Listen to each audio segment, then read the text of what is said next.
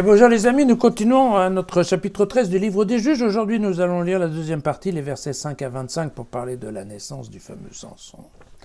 Manoah dit à l'ange du Seigneur, vous savez ce fameux ange qui est venu leur annoncer, qui est revenu, parce qu'il a dû venir 2 fois, annoncer à Manoah et à sa femme la naissance d'un enfant.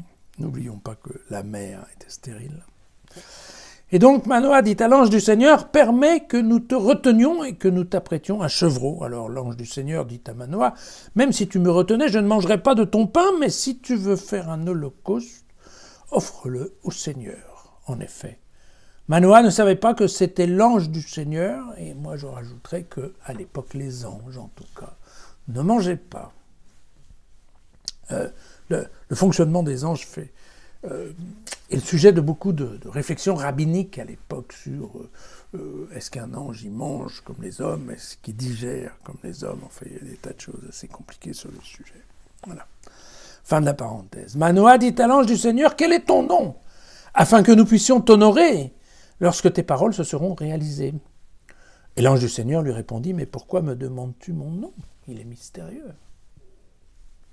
Manoah prit un chevreau, ainsi que l'offrande, et il l'offrit sur le rocher au Seigneur, à celui dont l'action est mystérieuse.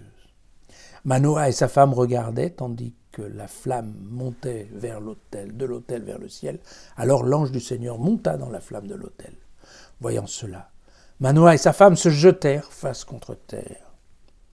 L'ange du Seigneur, d'ailleurs, n'apparut plus à Manoah et à sa femme. Alors, cela assure que c'était l'ange du Seigneur. Manoah dit à sa femme, « Nous allons sûrement mourir, car nous avons vu Dieu. » Mais sa femme lui dit, « Si le Seigneur désirait nous faire mourir, il n'aurait accepté de notre main ni holocauste ni offrande.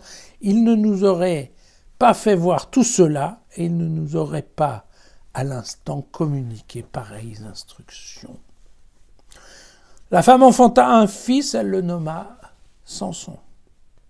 Le garçon grandit et le Seigneur le bénit. C'est à Mahanedan, entre Soréa et Eshtaol, que l'Esprit du Seigneur commença à agiter Samson. Belle expression. Belle expression. Le Seigneur agita Samson. Alors, évidemment, il y a des points communs entre ce passage et le passage, vous vous souvenez, de Gédéon, voilà, qui était au chapitre 6 de ce livre des Juges. Puisque vous vous souvenez qu'il y avait à la fois l'ange, le rocher avec le feu, la peur de la mort, parce que entre est-ce que c'est l'ange, est-ce que c'est Dieu, est-ce qu'on l'a vu, est-ce qu'on l'a pas vu, et si on l'a vu, est-ce qu'on va mourir, ouais. Bon. On se souvient bien sûr du livre de l'Exode, au chapitre 3. Il dit « Je suis le Dieu de ton père, le Dieu d'Abraham, le Dieu d'Isaac, le Dieu de Jacob. » Moïse se voila la face, car il craignait de regarder Dieu, bien sûr. Et puis, on avait exactement cette chose-là, vous savez, dans ce livre, voilà, dans ce livre des Juges. Donc Gédéon, c'était au chapitre 6, au verset 22. Alors Gédéon vit que c'était l'ange du Seigneur, et il dit « Ah, Seigneur Dieu, j'ai donc vu l'ange du Seigneur face à face. » Mais le Seigneur lui dit « La paix est avec toi, ne crains rien. Tu ne mourras pas. » On a vu ça il n'y a pas très longtemps. Voilà, comment ne pas se souvenir non plus du combat de Jacob avec son boiteux. Vous savez, c'était à Pénuel. On trouve ça dans la Genèse, au chapitre 32. Nous avons Jacob lui demanda de grâce. Vous savez, il y a un combat qui se fait avec un type qui sort, on ne sait pas d'où, et qui vient se battre, en fait, dans ce village de Pénuel. Il vient se battre avec Jacob. Et donc, à la fin de la bataille, Jacob lui demanda, de grâce, indique-moi ton nom. Mais pourquoi me demandes-tu mon nom? Et là même, il le bénit. Jacob appela ce Dieu Pénuel, c'est-à-dire face de Dieu, car j'ai vu Dieu face à face et ma vie a été sauve. Donc, on comprend bien tout le contexte des textes bibliques sur cette histoire de ne pas avoir le droit de voir la face du Seigneur. Seul Moïse a été autorisé à le faire. Voilà.